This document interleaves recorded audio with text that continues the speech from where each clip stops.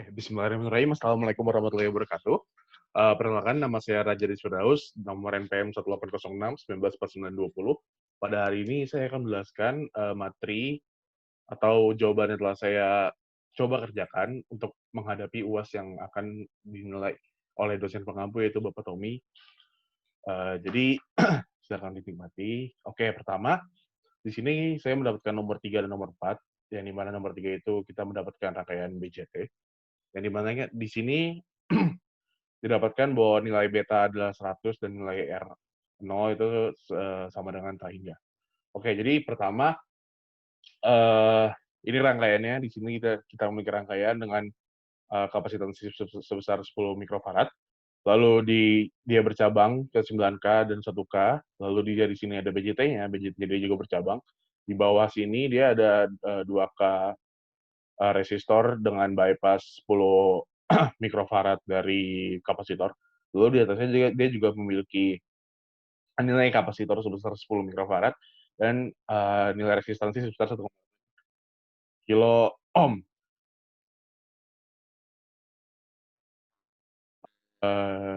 Jadi selanjutnya saya akan mencoba menjelaskan lebih lanjut mengenai materi yang saya telah kerjakan.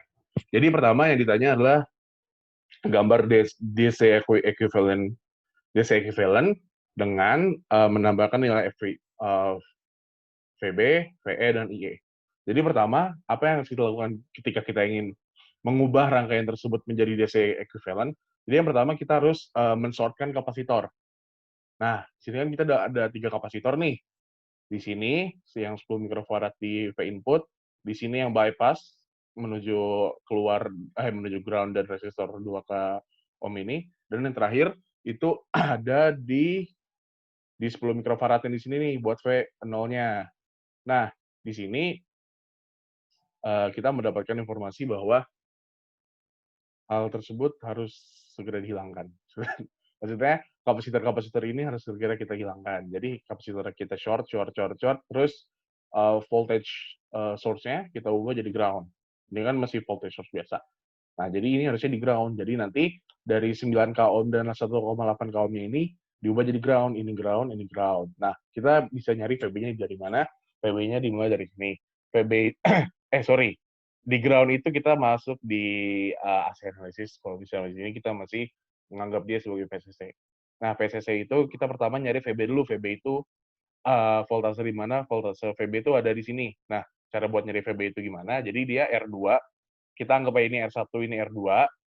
Jadi R1, sorry, R2 dibagi R1 plus R2 dikali dengan PCC-nya. PCC-nya itu ada sebesar 20 volt. Nah, kita dapetin 1K per 9K tambah 1K, ya itu artinya sebesar 1 per 10.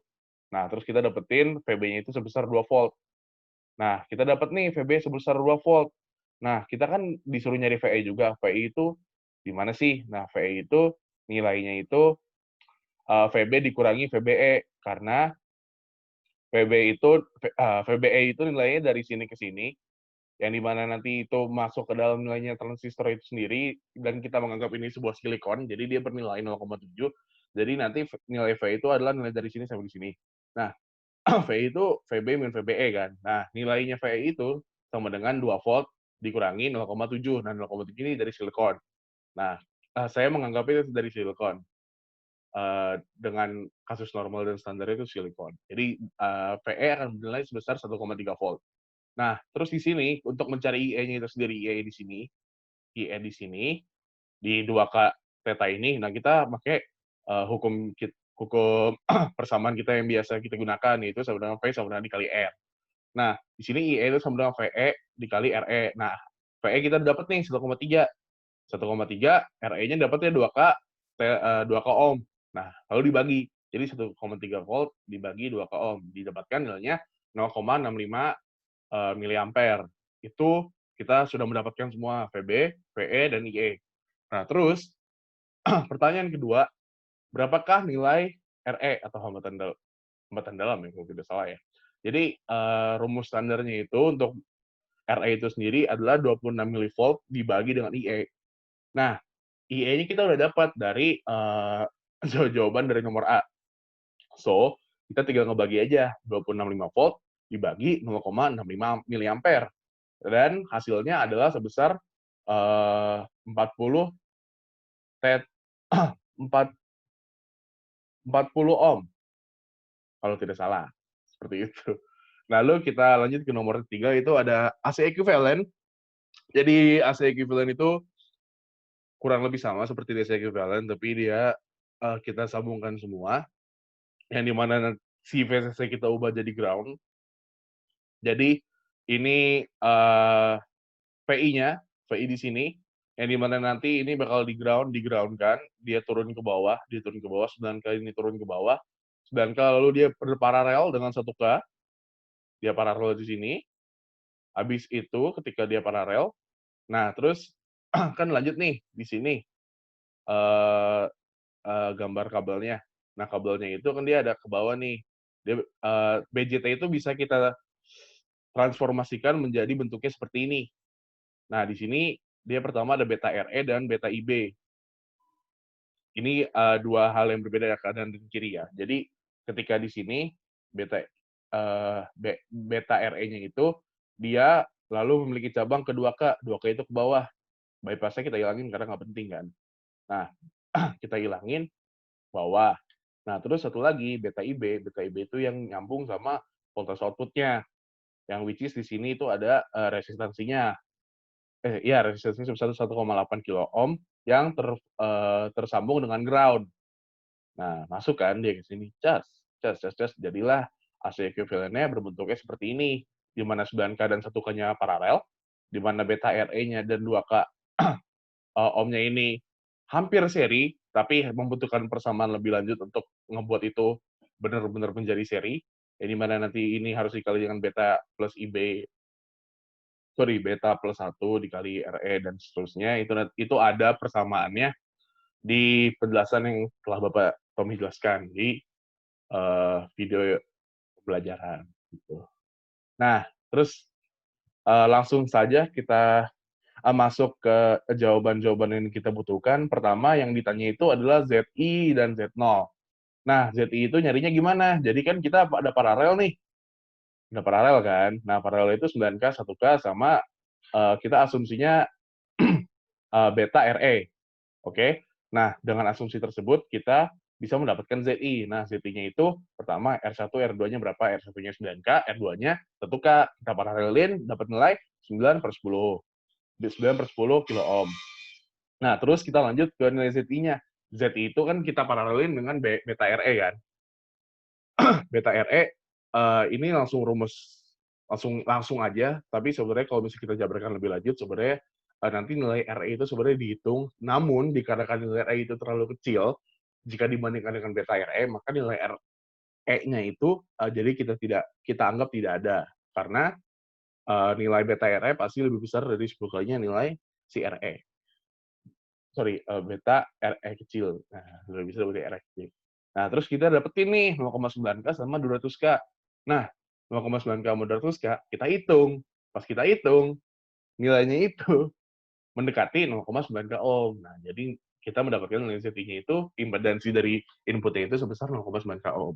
Nah, untuk Z0-nya itu sendiri, ya karena dia hanya satu, di sini kalau kita lihat rangkaiannya, Z0 itu resistannya cuma satu nih, cuma 1,8. Nah, jadi nilai dia 1,8K. Udah selesai. Habis itu kita langsung masuk ke perhitungan dari nilai gain-nya. Nilai gain-nya itu berapa? Nah, salah satu rumus yang bisa kita gunakan ketika kita sudah mendapatkan beberapa komponen yang ada, untuk menilai dari gain-nya itu berapa, itu sama dengan minus, sorry, ini saya nulisnya RC per RE. Jadi, di sini kan kita dapetin nih, si RC-nya nilainya segini nih. Sorry, itu saya harusnya nulisnya R, kalau nggak RC, RE gitu. Saya lupa, Pak. Jadi, mohon maaf. Jadi, di sini kita bandingkan dia dengan nilai RE-nya. Nah, RE-nya itu, nilainya kan 40 nih. Tadi udah kita berdasarkan perhitungan, 26 milivolt sama IE kan. Nah, terus nilai R yang di sini nih, itu 2K. Kalau kita bandingin, 2K dibagi 40, hasilnya kan 50. Nah, berarti nilai G-nya itu 50. Tapi dia beda fasenya sebesar 180 derajat, karena V output-nya itu nanti terbalik. Fasanya terbalik dengan V input. Gitu. Jadi untuk nomor 3 itu, namun ini sangat disayangkan untuk nomor 4 saya tidak dapat menyelesaikan pertanyaan nomor 4 dikarenakan waktu yang sangat mepet. Jadi nomor 4 ini saya hanya bisa menggambarkan rangkaiannya saja tanpa menambahkan bumbu-bumbu, bukan bumbu, menambahkan jawaban-jawaban mengenai dari si rangkaian itu sendiri. Jadi pertama ini saya rangkaiannya kan ini nih. Dia pertama ada 20 volt, resistor 1,8, kapasitansi di dekat V0 10 mikrofarad, sini disambung dengan, ya ini FET, dia itu disambung dengan ya dari VI-nya ada kapasitor juga 10, di sini ada resistor, sini ada resistor, sini kapasitansi. Nah, terus berdasarkan DC equivalent-nya dulu, DC equivalent yang kita hilangkan kapasitor, ini hilang, jadi tinggal 5, 1, sama 1,8. Dengan di sini si sumber arusnya ini kita ubah menjadi VDD. Nah, sampai situ saja saya dapat menyelesaikan soal ujian akhir eh, mata kuliah rangkaian elektronika saat ini. Dan ini merupakan pernyataan yang saya menyatakan saya mengerjakan dengan hasil kerja sendiri tanpa bantuan orang lain. Sekian, terima kasih.